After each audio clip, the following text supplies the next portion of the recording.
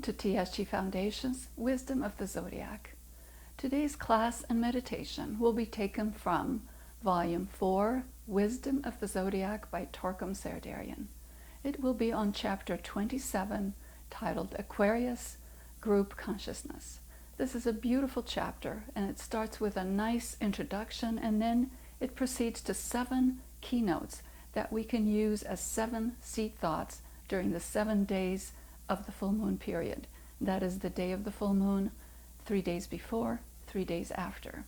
And then we will close with a beautiful meditation that I will guide you through, and you can follow along with me.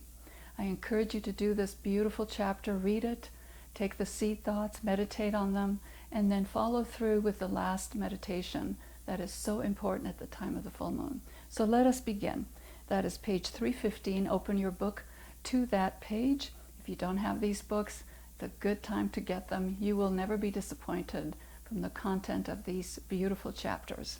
This was a chapter that was delivered as a lecture in 1990 by Torkom. That's 27 years ago, and you will see how appropriate it is to address the problems that we have today. It starts with a beautiful paragraph. Every great constellation in the universe emanates a law. Okay, keep that in your mind. A law, a stream of energy, which imposes itself on the lives of the solar system. And that imposition of energy turns into a law. So there's an energy that comes and it becomes a law, of something that we agree to live by. The law of Aquarius is the law of group consciousness. So at this time, we are getting that energy from the holy ones, from beautiful, great ones and great thinkers who are saying, it's time for us to think in group forms. If this law is responded to and obeyed and assimilated, so we accept it, we obey it, we follow it through, and we put it into practice in our lives, we will have synthesis. Synthesis means we come together. We think of everyone in their own health and happiness and success and creativity. If this law is not obeyed and assimilated, so that we reject it, then we will see many kinds of sufferings and troubles in humanity based on separatism. Don't we see that right now? If we do not accept the higher laws, we will see great troubles in our lives. This law emphasizes that human beings must eventually understand the purpose of evolution of all forms. All forms have to evolve. That is the law, and we cannot stop that evolution. We must help facilitate it. We are evolving what our destination is. What our destination is divinity. That is for every human being in the world. Look what Torkom says on later pages. Let me just highlight them for you. Page 322, for example, he says, if we do not obey the law, we will have pollution. The whole world pollution shows that everyone is sharing the pollution. So if there is pollution in the world, there are no walls that can keep the pollution out. It is everywhere, in the oceans, in the air, in the water, in the food that we eat, in the soil. So is there pollution in the world? Yes, and that is because we rejected as a humanity the law of evolution, the law of group consciousness. What's the second thing? The second, we have greenhouse effect, where the temperature is increasing every year, 2 or 3 degrees. Isn't that happening everywhere in the world? We feel it here, we feel it everywhere. It is cold, colder than before or hotter than before. So the temperatures are vacillating in great amounts, more than ever before. What's the third thing that we see is universal unrest. Are we seeing universal unrest? You bet. Just read your newspapers and look at the news, and you will see how much unrest there is in the world in every way. Look at the personal unrest that we have inside of us, the emotional and mental unrest, and then see it in society and see it globally. Everywhere in the world we see unrest. People are not happy. Then there's economic disaster. Are we seeing that? You bet. We are seeing that in every way we know. He says, you do not know how bad the economic situation is in the world. This was written in 1990, and we see it now. Look what's happening. The next one, he says, is epidemics are the next sign. These are the signs of not obeying the law of group consciousness, epidemics. Are we seeing that? You bet. Epidemics don't have borders. They cannot be stopped by walls. They go all over the world in an instant. The sixth one is the increase of insanity everywhere. Do we have depression, anxiety, mental imbalance? Yes, everywhere. Everywhere. We see it in leaders, we see it in our families, in society. This is a real problem for the health system of all our nations. The seventh one is the decreasing clean water and air in the world. These are discussed on pages 322, 323, and this is very important for us to see. And he says on page 324, go to that page, top paragraph, why have all these things happened? It is because we reacted against the law of group consciousness, against the law of economy and right human relations. So Aquarius is about building right human relations. It is up to disciples what to do. Who are disciples?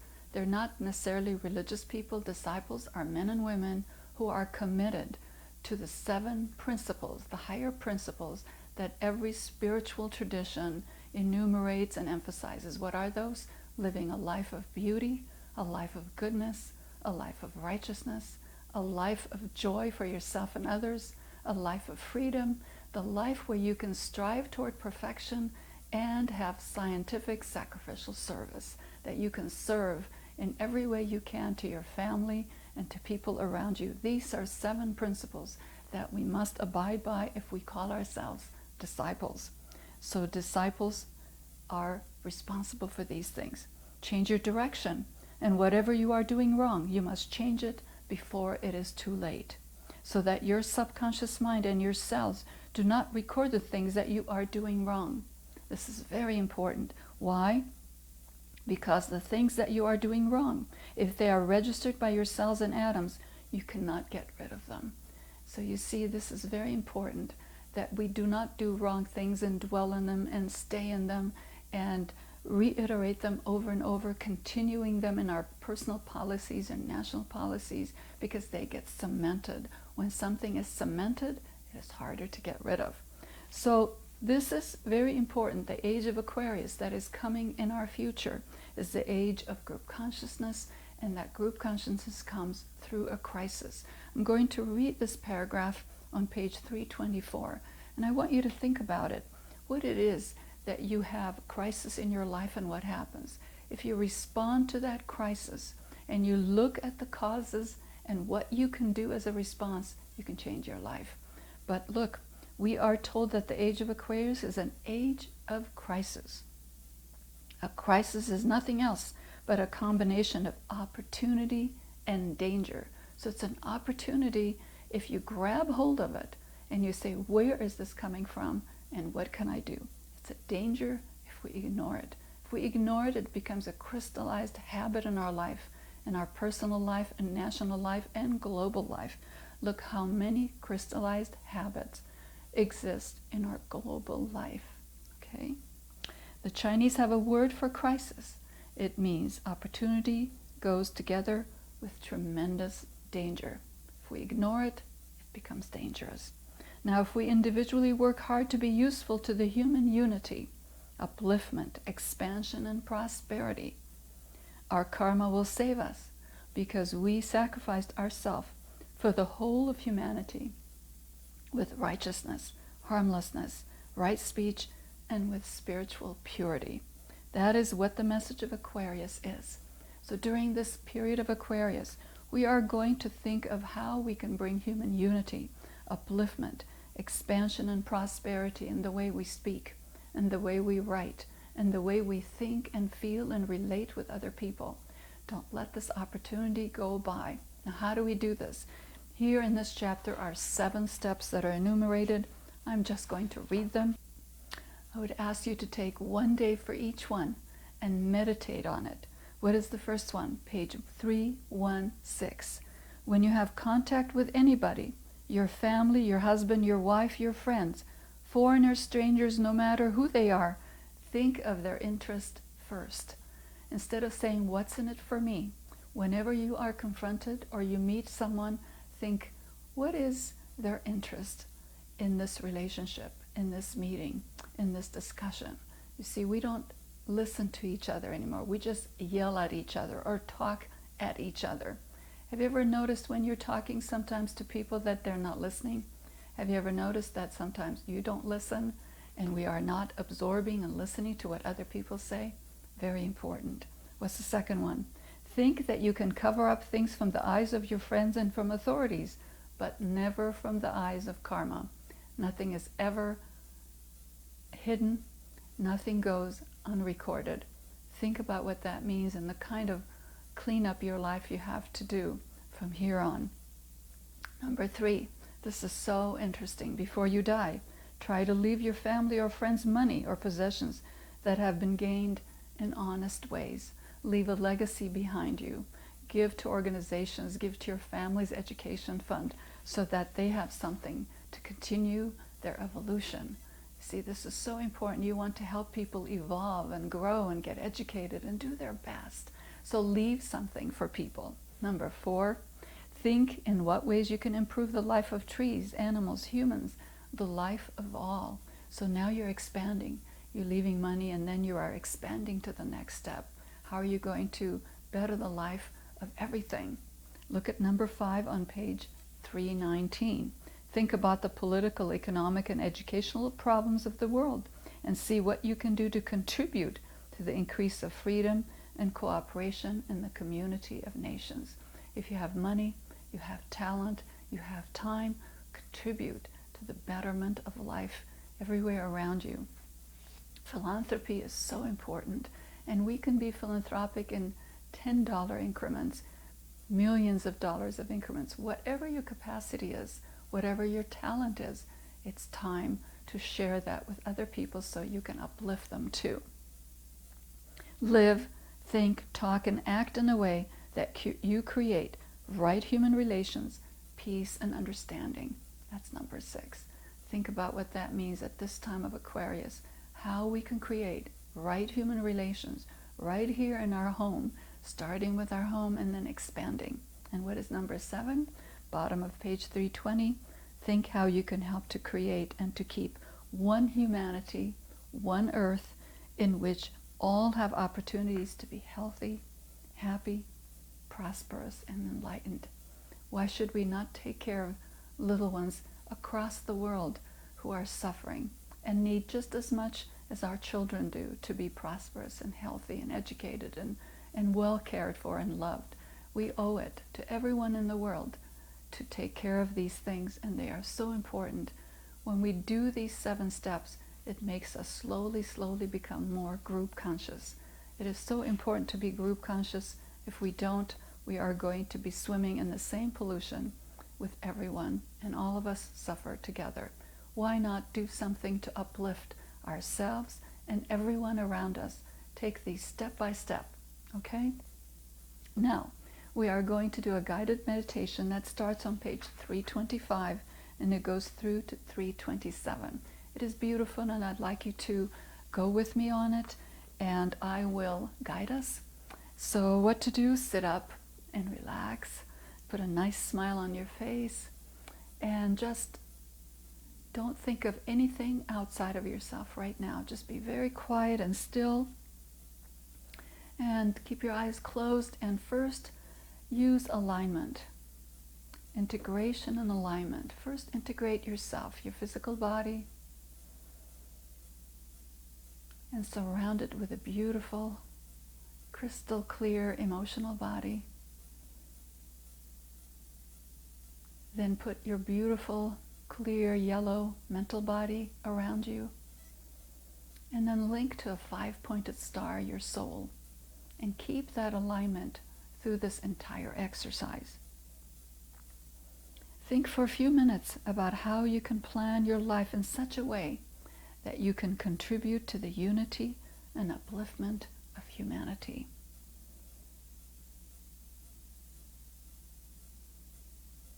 Think of small and large ways, it doesn't matter. It can start with your prayers and goodwill.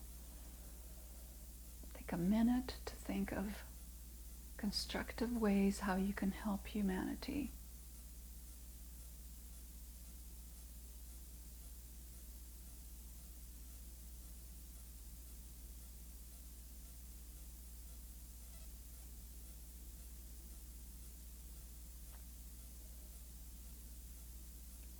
Keep yourself in alignment.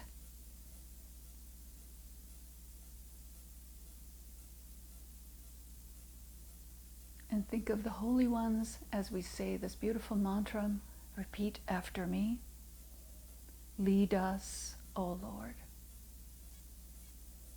from darkness to light, from the unreal to the real, from death to immortality, from the chaos to beauty. Let us say 3 ohms, either quiet or out loud.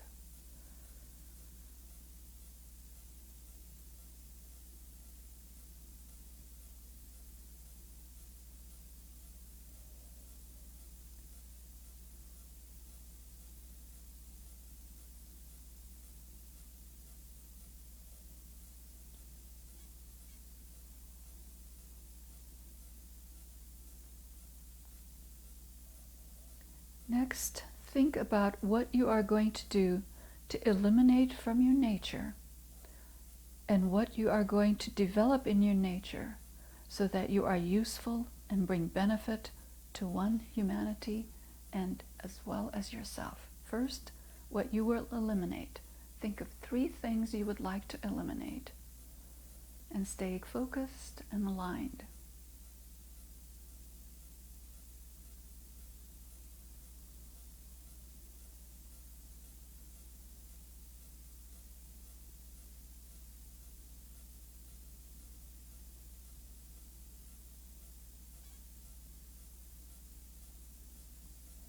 Three things that you would like to develop in your nature.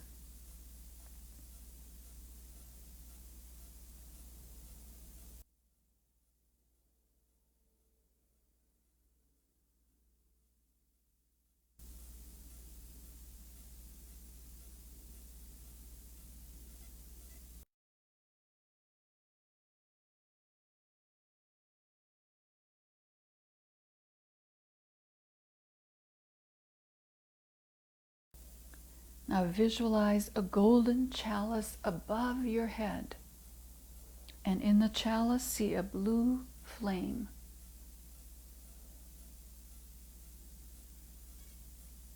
Beautiful. Let the radiation of that blue flame penetrate your mental, emotional, and physical bodies, one by one. First, let that beautiful flame come to your mental body and purify it. Then emotional body, let it be like a scanner that scans your body and cleans it. Then your physical body.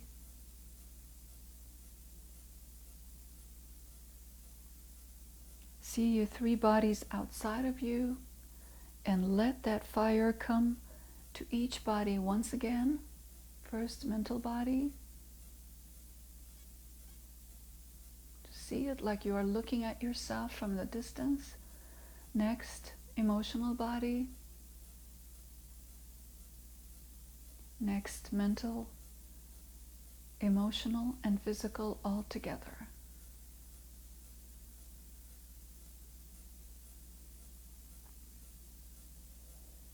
Let the flame penetrate into your mental body around your head and burn away all glamours, vanity, illusions, greed, selfishness, ego. Just see at a distance how your beautiful mind is becoming crystal clear, beautiful lemon yellow, and all these crystallizations are being melted away.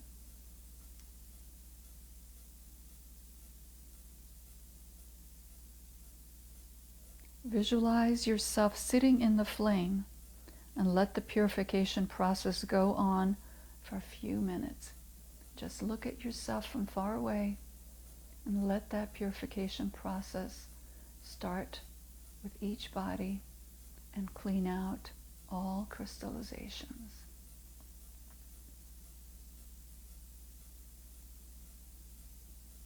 Layer by layer.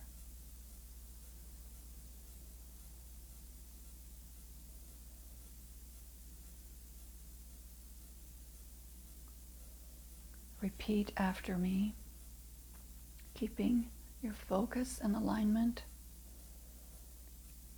Remain seated at a distance in that beautiful blue flame. Let vision come and insight. Let the future stand revealed. Let inner union demonstrate, and outer cleavages be gone. Let love prevail. Let us all love. Say one Om.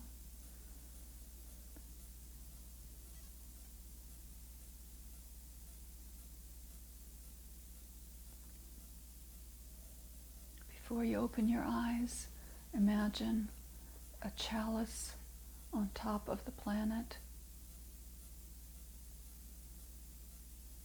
A beautiful blue flame in it. Let that blue flame penetrate our whole planet and all humanity.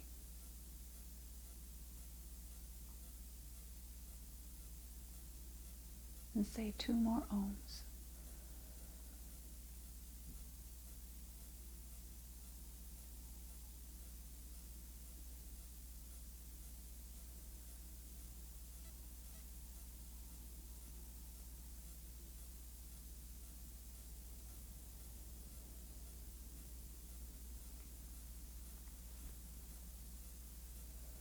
Open your eyes. Thank you for joining me. I hope you enjoy this class, and I will be bringing these classes to you once a month to celebrate each full moon.